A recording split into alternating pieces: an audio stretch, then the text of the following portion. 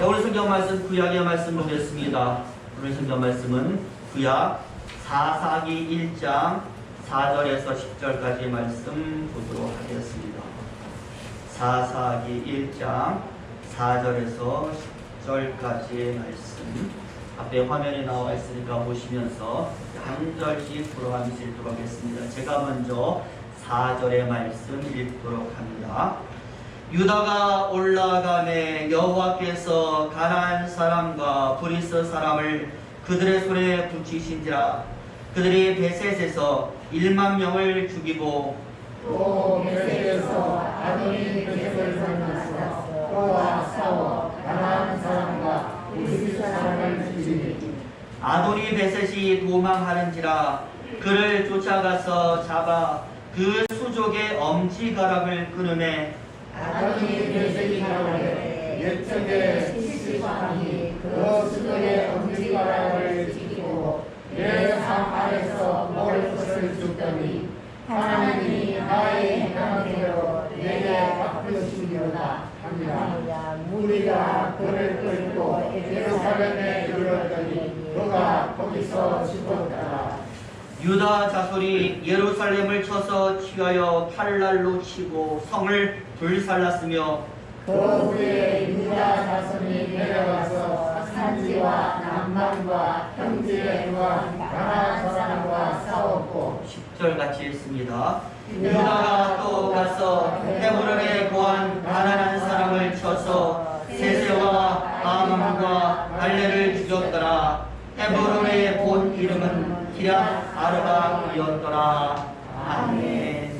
10절까지 말씀 읽었습니다. 네, 오늘은 6월 둘째 주일입니다. 한 이틀 날씨가 흐리고 비가 왔는데요. 비 온 뒤에 하늘은 너무나도 청명한 것 같습니다. 부디 저와 여러분, 코로나로 힘들었던 우리 삶에 마찬가지로 오늘 이후의 삶은 부디 청명함만이 가득하기를 예수의 이름으로 축원을 드립니다. 우리 오늘도 옆 사람 같이 한번 인사하는데요. 사랑합니다, 축복합니다, 행복하시기 바랍니다. 오늘 인사하겠습니다. 사랑합니다, 축복합니다, 행복하시기 바랍니다. 우리 저와 여러분의 입술에서 나온 이 사랑의 말씀이 그대로 이루어지기를 예수의 이름으로 축원을 드립니다. 아멘. 네, 우리나라 전래 동화에 나와 있는 하나의 이야기인데요. 어느 나무꾼의 집에 못생긴 항아리가 하나 있습니다. 주인은 그 항아리를 얼마나 사랑하고 아끼는지 버리지 않고 물을 빚는데 사용을 했습니다. 오랜 시간이 지나서 다 깨지고 물이 새어나오는데도 불구하고 다른 것으로 바꾸지 않고 이 항아리만을 사용하는 것입니다. 하루는요, 이 금이간 항아리가 주인에게 너무나 미안한 나머지 이렇게 물었습니다. 주인님은 어째서 깨진 저를 버리지 않고 계속 써주시는 것입니까? 그동안 너무 아끼고 사랑해 주셔서 이제는 저를 버리셔도 됩니다. 주인님에게 저는 감사할 뿐 주인님을 절대로 원망하지 않습니다. 그러던 어느 날이요, 길을 가면서 이 주인이 항아리에게 말하는 거예요. 얘야, 보아라. 지금 우리가 걸어온 길을 보아라. 항아리가 보니까요, 길가에 예쁜 꽃들이 잔뜩 피어있거든요. 이렇게 말하는 것이죠. 주인님, 이런 깊은 산 길가에 어떻게 이런 많은 꽃들이 필 수가 있었을까요? 주인이 웃으면서 말합니다. 그동안 너의 깨어진 틈에서 새어 나온 물을 먹고 이렇게 많은 꽃이 피게 되었단다. 그러니까요, 자신은 오래되고 깨어져서 필요 없고 쓸모없다라고 생각을 했지만 길가의 씨앗과 생명에게는 이 깨진 항아리가 소중한 의미로 존재했던 것입니다. 언제나 물을 주는 존재, 생명을 주는 존재. 여러분, 그렇습니다. 솔직히 나에게 필요 없는 것이 다른 누구에게는 정말로 소중한 것이 될 수가 있고, 눈에 띄지 않고 보이지는 않지만 모든 물건은 그 쓰임새와 존재의 의미가 다 있는 것입니다. 절대로요, 세상에 필요 없는 것이란 존재하지 않습니다. 그렇기 때문에 우리는 그 무엇도 하찮게 여겨서는 안 되는 것이고, 그리고 가장 중요한 것은 우리 스스로가 자신을 비하해서 낮추고 절망할 필요는 없는 것입니다. 소생의 세상에 쓸모없는 사람이 어디 있겠어요? 하나님이 이 세상에 보낸 이상 다 쓸모가 있는 것이고, 하나님이 사랑하시는 하나님의 자녀가 되는 것입니다. 그래서 쓰겠다고 생각하면 반드시 필요한 것이 생기는 것이고, 하겠다고 생각하면 할 수 있는 길이 열리는 것입니다. 부디 저와 여러분 매사 자신감을 가지시고요, 오늘 설교 제목대로 할 수 있는 바로 그 사람이 저와 여러분 되시기를 예수의 이름으로 축원을 드립니다. 오늘 우리가 사사기의 말씀을 읽었는데, 바로 오늘 말씀이요, 제가 지금 한 말씀과 너무나도 비슷한 말씀이에요. 여러분 아시다시피 사사기는 가나안에 들어온 이스라엘 백성들 여호수아가 죽고 자신들이 차지한 가나안 땅에서 이제 실제로 살아가는 첫걸음을 기록하고 있는 것 아니겠습니까? 그래서 아직 끝나지 않은 전쟁도 해가는 것이고, 자기들 나름대로 삶의 기반을 세워가면서 가나안 땅에서 살아가는 것입니다. 오늘 말씀은 바로 그 가운데에서 여호수아가 죽은 다음에 아직까지 점령하지 못한 땅이 많이 있기 때문에 각 지파마다 그 땅을 차지하기 위해서 개별적으로 전쟁을 하는 내용이 나와 있어요. 그 중에서 바로 유다 지파, 그러니까 그 전쟁 가운데서도 가장 선두에서 싸웠던 유다 지파의 전쟁을 기록하는 것입니다. 그래서 오늘 본문을 우리가 읽어봤지만 두 부분으로 나누어져 있습니다. 첫째는 무엇일까요? 싸우는 대로 승승장구하면서 이기는 유다 지파의 승리를 기록하고 있고, 또 하나는 유다의 손에 죽고 있는 아도니 베색이라는 사람에 대한 이야기가 오늘 부분에 나오는 것입니다. 중요한 것은 바로 이 두 내용을 통해서 성령이 우리에게 주는 교훈이 있다라는 것이죠. 어떤 교훈일까요? 하나님의 속성에 대한 교훈이 있어요. 하나님이 어떤 분이신가, 바로 여기에 대한 교훈을 하나 주고 있고, 또 하나는 이 하나님이 우리에게는 그럼 어떻게 역사하는가, 바로 거기에 대한 교훈이 또한 오늘 본문에 나오는 것입니다. 여러분, 먼저 오늘 본문을 통해서 알게 되는 하나님의 속성은요, 한번 따라서 해볼까요? 들으시는 하나님. 뭐 하시는 하나님이라고요? 들으시는 하나님이다. 세상의 모든 소리에 귀를 기르시고, 특히 사람의 소리에는 하나님께서 그 하나도 빠지지 않고 다 듣고 계신다라고 말씀을 하는 겁니다. 그러다 보니 이런 하나님 우리에게 어떻게 역사하시는가? 그 누구에게도 공평하게 역사하는 겁니다. 모든 소리를 다 듣고 역사하시니까 그 누구도 하나님 앞에서 불평할 수 없는 거예요. 불평할 때마다 내가 들었다, 내가 봤다라고 하시니까 불평할 수가 없는 것이죠. 그래서요, 오늘 본문을 보시면 이스라엘의 대적으로 누가 나오고 있습니까? 아도니 베색이라는 사람이 나오는데, 베색이라고 하는 지역의 왕이었다라고 말씀을 하고 있습니다. 기록한 대로 유다와 싸웠는데 크게 패했습니다. 그런데 여러분 읽었지만 좀 잔인하지 않습니까? 태에서 잡혀왔는데, 도망갔음에도 불구하고 잡혀왔는데, 이스라엘 사람들이 바로 이 아도니 베색에게 어떻게 하느냐? 하나님이 죽이라고 하시니 죽일 수밖에 없어요. 그런데 그냥 죽이는 것이 아니라 아주 잔인하게 수족을 끊어버렸다. 여러분, 수족이 무엇입니까? 손과 발 아니겠어요? 그 손과 발가락, 바로 그 손과 발가락에 무엇을? 엄지만을 다 끊어버렸다라고 말씀을 해요. 그러면서 예루살렘까지 딱 끌고 갔는데, 여러분, 그냥 끌고 가는 게 아니에요. 오늘 성경에 나와 있지만, 우리가 전쟁 영화 보면 알잖아요. 포로 어떻게 끌고 갑니까? 말 뒤에다가 줄로 엮어서 손을 묶어가지고 질질 끌고 가잖아요. 그런데 가다가 지쳐서 쓰러지면 일어나세요 라고 말합니까? 아니잖아요. 그냥 쓰러진 대로 막 그렇게 엎어진 대로 끌고 가는 것이 바로 전쟁 토로의 모습이 되는 겁니다. 그러니 왕이었던 아도니베셋이 손가락 발가락 엄지 끊어지고 온갖 수모와 잔인함을 다 당한 채로 예루살렘에 가다가 죽음을 당했다라고 말씀을 하는 겁니다.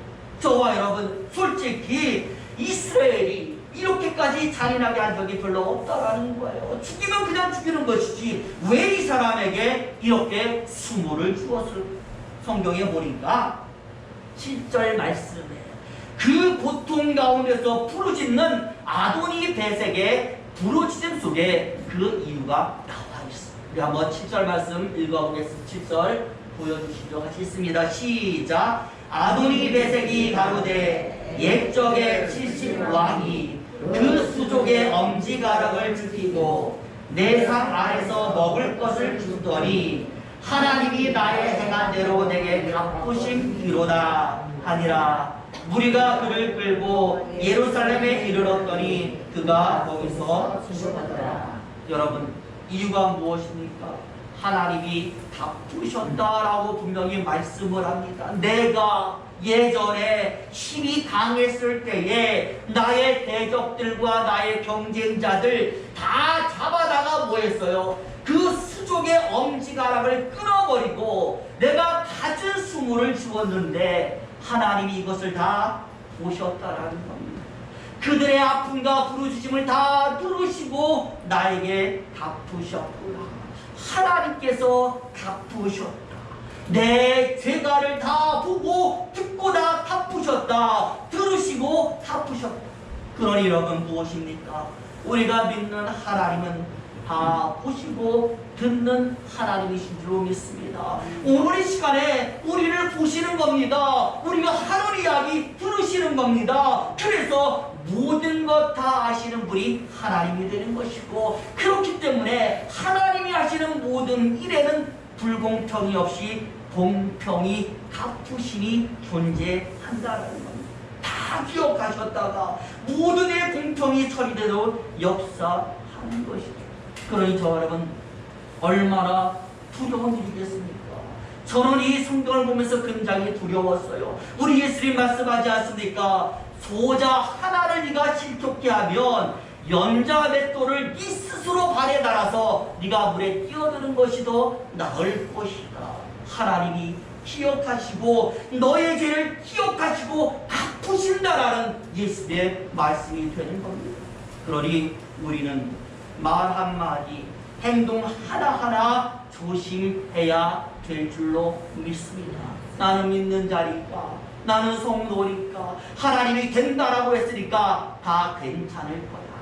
하나님의 말씀에 괜찮을 것은 없는 거예요.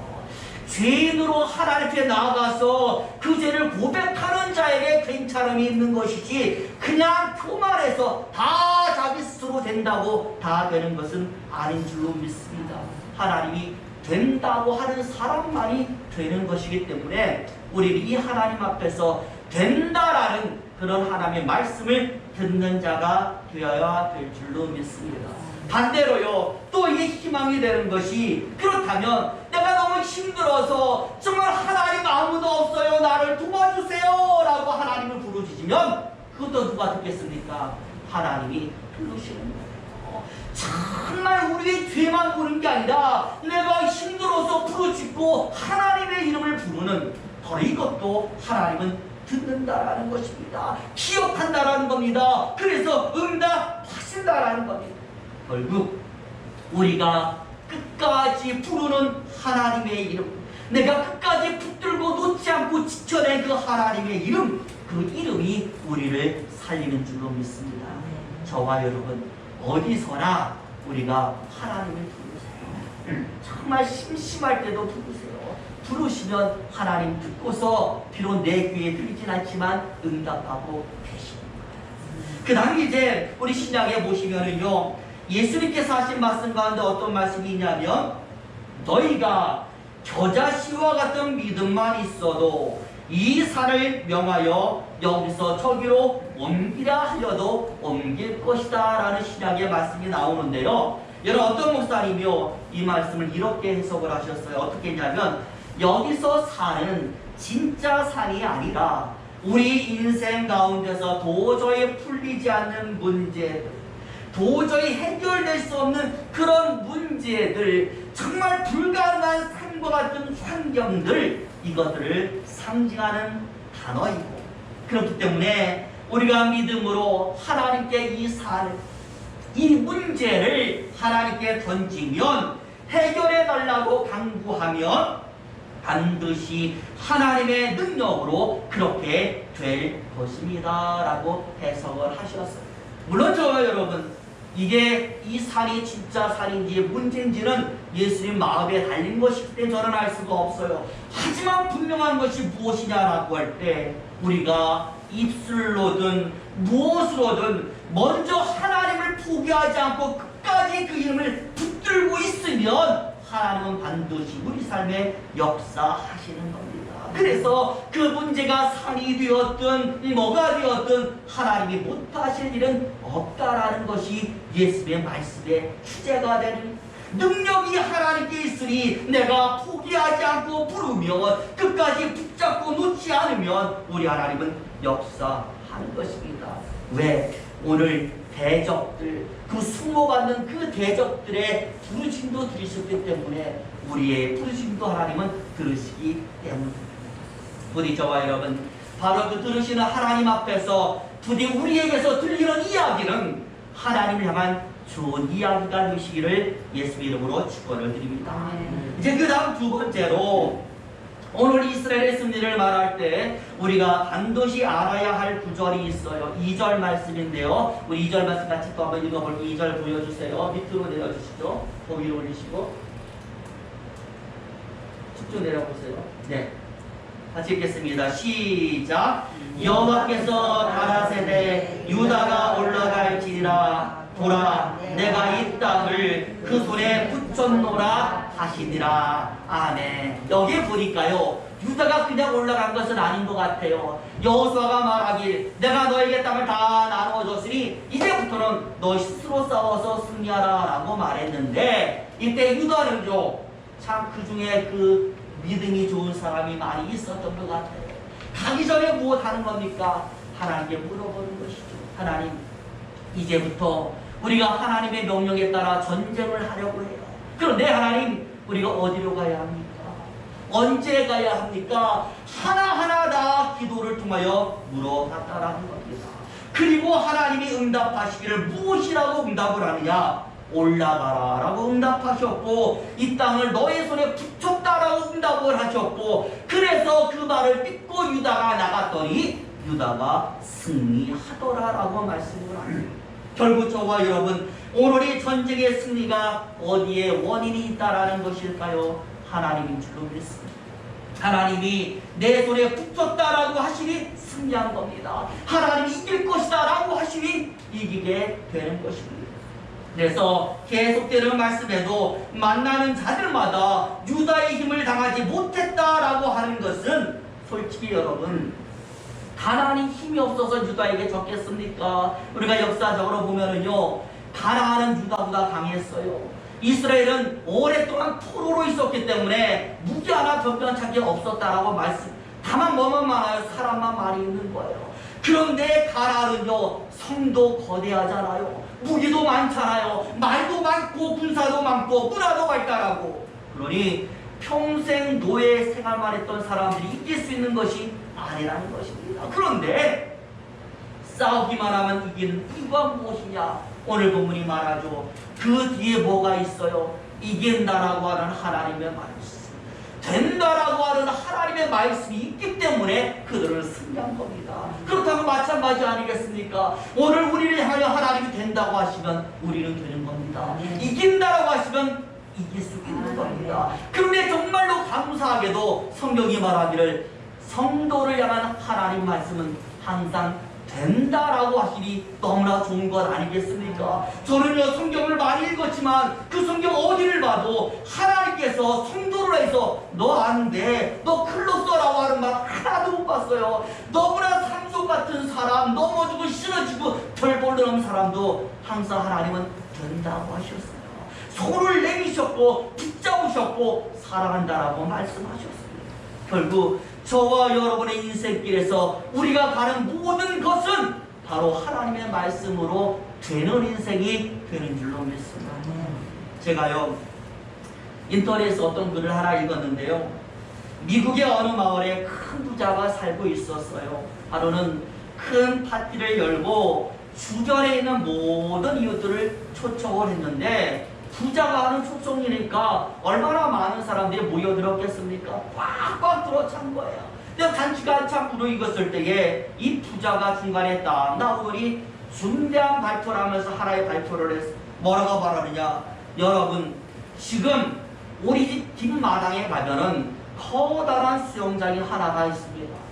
여러분 중에 누구라도 그 수영장에 뛰어들어서 수영을 해서 1등으로 건너편에 도달하는 사람에게 내가 소원 3가지 중에서 하나를 들어주겠습니다.